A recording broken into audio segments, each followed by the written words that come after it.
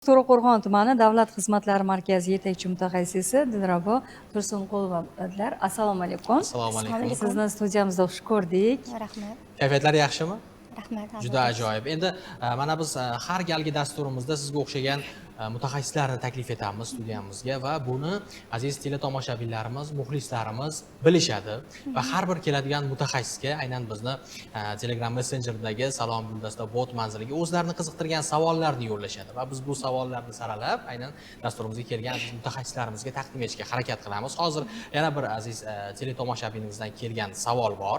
Ya'ni mening otam vafot etganlar, otam 2022-yilda o'zlarining nomlariga uy-joy sotib olganlar. Uy-joy oldi-sotdi shartnomasini biz hozirda topa olmayapmiz.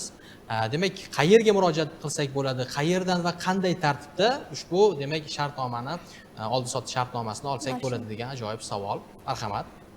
Avvalambor assalomu alaykum. Savol uchun rahmat.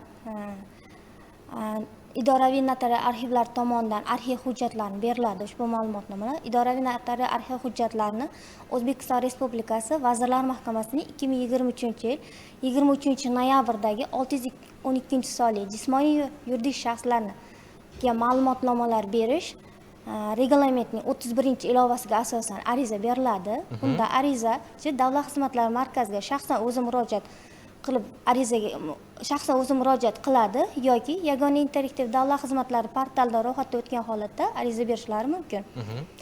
Ariza beruvchi uchinchi shaxs manfaatlari uchun ariza berilayotganda notarial tasdiqlangan holatda notarius tomonidan ishonchnoma taqdim etadi. Hop, savolimizga kelsak, o'sha marhumning nomida notarial harakatlarni olish uchun marhumning o'lim guvohnomasi, marhumga qarindoshligini tasdiqlovchi hujjat, ya'ni tug'ilganlik haqida guvohnomasini taqdim qilgan holatda ariza berishlari mumkin. Demak, mana shunday tartibda ushbu hujjatlarni olishlari mumkin. Juda ajoyib. Demak, shu o'rinda yana bir savol tug'iladi-da. Endi notarial hujjatlarni demak arxivlardan mana ariza orqali olinadi deyapsiz. Buni xarajati qanday bo'ladi? Ya'ni to'lov miqdori. To'lov miqdorlari, arxiv hujjatlarining to'lov miqdorlari notarial rasmiylashtirilgan arxiv hujjatlaridan dublikat olish bazaviy hisoblash miqdorining 5% miqdorida.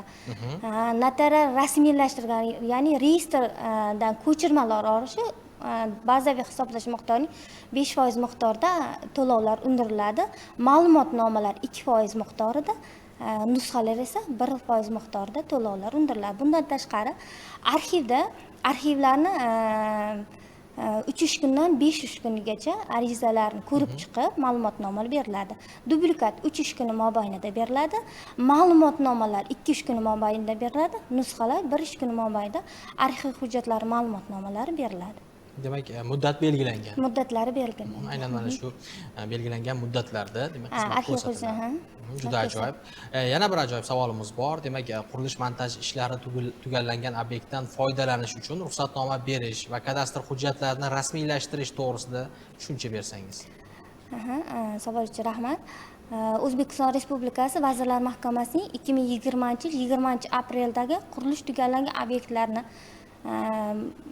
kadastr hujjatlarini rasmiylashtirish va rekonstruksiya qilish bo'yicha arizalar beriladi. Bunda fuqaro xuddi Davlat xizmatlari markaziga o'zi murojaat qiladi yoki yagona interaktiv davlat xizmatlari portalida ro'yxatdan o'tgan holatda ariza berishlari mumkin. Bunda Davlat xizmatlari markaziga o'zi kelganda, ya'ni qurilish tugallanganlik to'g'risida ruxsatnomasi, oldi-sotdi shartnomasi bo'lishi mumkin yoki hadya shartnomasi bo'lishi mumkin. Tuman shahar hokimining qarorlari bo'lishi mumkin. O'sha qarorlarni olgan holatda murojaat etiladi.